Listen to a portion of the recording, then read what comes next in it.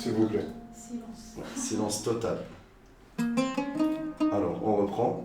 Faiza, je vais te demander de te présenter. Alors, Faiza Antripouzar, 39 ans, créatrice de mode algérienne.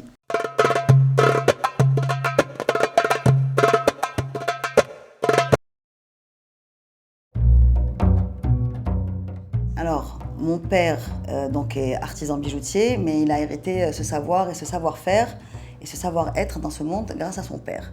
Donc mon grand-père Rachid Antripouzar était bijoutier depuis les années 40. Il a hérité ce savoir des bijoutiers juifs d'Algérie. Donc il a grandi avec eux, ils lui ont transmis ce savoir-faire et lui il a passé toute sa vie à le transmettre. Et mon père donc a décidé de faire ce métier dans sa vie.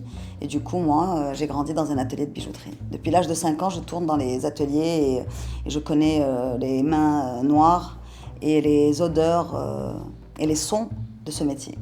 J'ai appris à aimer ce métier et à aimer le travail fait à la main. Ça, c'est quand même quelque chose à valoriser, c'est très important. Donc j'ai fait des études de commerce à Nice, toute simple, spécialisation marketing. Et j'étais prédestinée à travailler dans l'entreprise familiale, dans la gestion et dans le marketing, tout simplement. Un parcours assez polyvalent, généraliste et classique. Je rentre en Algérie, je travaille... en fait, mon père a un atelier de bijouterie et pour lui, j'étais une fille, donc j'étais destinée à travailler dans la gestion. Sauf que malheureusement, son chef d'atelier voulait partir en retraite et mon père n'avait plus de personne pour le remplacer. Et comme le chef d'atelier, c'est quand même un poste pas clé, mais primordial dans une entreprise telle que la bijouterie, donc il fallait quelqu'un avec qui il pouvait avoir une absolue confiance. Donc il n'avait que sa fille qui pouvait être à ce poste. Sauf que j'étais une fille et je devais gérer exactement 20 ouvriers. Ce n'était pas facile à accepter pour mon père, mais il l'a accepté parce que c'est un homme intelligent. Et il m'a mis à ce poste et j'ai dû m'adapter aux différents types de profils que je devais diriger. Donc au début, c'était un profil bas et je devais apprendre le métier, mais comme j'ai fait des études supérieures, j'apprends vite et j'ai vite appris le métier et j'ai vite su tenir mon rôle de chef d'atelier. C'est dommage qu'il n'y ait pas assez de touches féminines dans le monde de l'artisanat de la bijouterie, je précise bien, parce que les bijoux en général sont portés par des femmes. Donc c'est un métier qui est dédié aux femmes, mais j'aurais bien aimé que ça soit fait par des femmes, parce qu'elles vont le porter.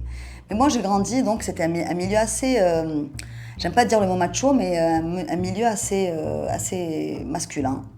Et l'humour était masculin, l'attitude était masculine, et moi du coup, j'étais tout le temps avec mon père, mes oncles. C'est un challenge. Je pense qu'en Algérie, toutes les filles connaissent très très bien ce challenge. On est tout le temps dans l'obligation de prouver qu'on est capable. Depuis que je suis toute petite, la première chose que mon père m'a dit quand j'avais 6 ans, il m'a dit « je t'explique. Si tu vas à l'école, c'est pour toi, c'est pas pour moi. Donc c'est très simple. C'est où tu travailles bien à l'école, ou tu restes à la maison et tu aides ta mère. » Donc moi je me suis dit non, je reste pas à la maison. Je vais pas aider ma mère à faire le ménage et à cuisiner, etc. Je vais aller à l'école, je vais faire des choses, je vais réaliser des projets.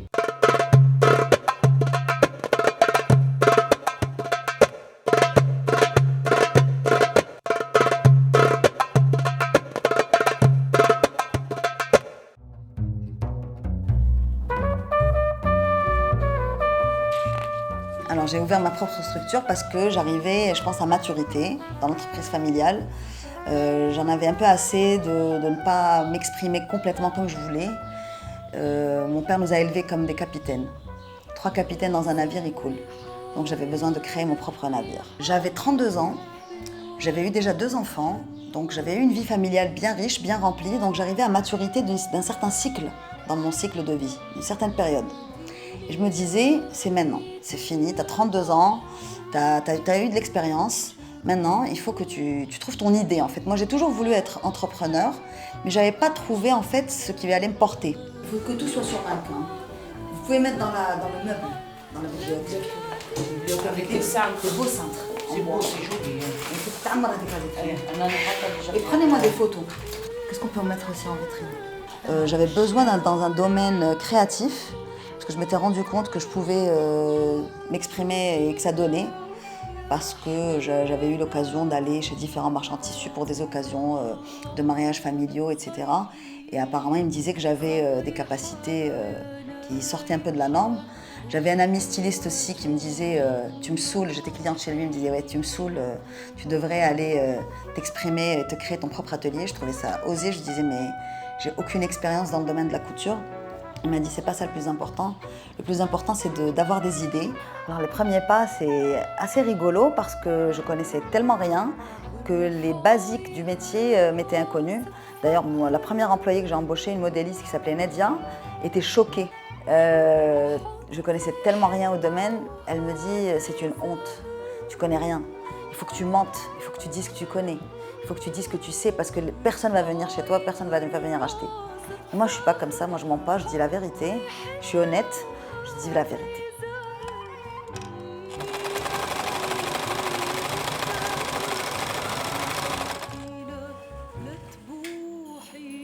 Je suis en perpétuelle recherche, c'est tout le temps comme ça. C'est pour ça que je regarde beaucoup les films de cinéma. La musique est un élément extrêmement important pour moi. J'écoute tout le temps de la musique, c'est très éclectique. Ça peut passer de la musique mouachahat arabe de Syrie, vers le jazz des États-Unis, vers la musique touareg. J'aime un peu tout, la musique classique européenne. J'aime vraiment un peu tout. Et c'est ça qui va m'inspirer. J'aime beaucoup visiter les musées. Donc la peinture m'inspire, la sculpture, le cinéma, le théâtre. Rencontrer des gens peut m'inspirer, des courants politiques à la limite peuvent m'inspirer, l'histoire d'un pays peut m'inspirer, donc tout est source d'inspiration.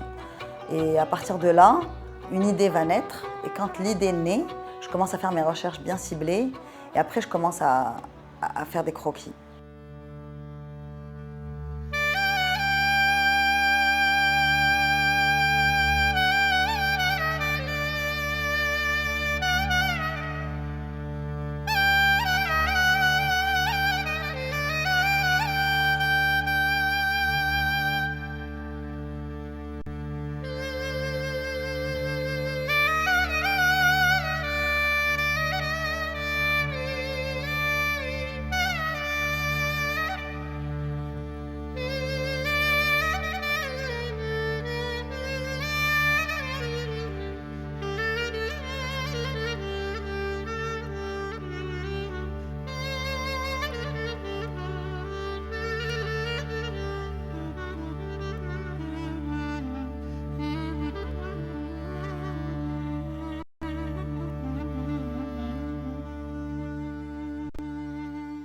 Je ne connais pas les basiques techniques parce qu'en fait, je connais grosso modo comment ça fonctionne, mais je ne suis pas modéliste.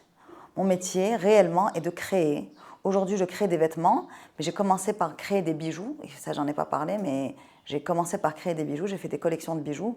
Et peut-être, dans quelques années, je vais créer des sacs. Peut-être que je vais créer des bijoux et des chaussures aussi ensemble, avec des assortiments. Peut-être que je vais créer des meubles. Je ne sais pas. Donc, je suis plutôt une créatrice, plutôt qu'une styliste de mode, en fait. Je suis une créatrice.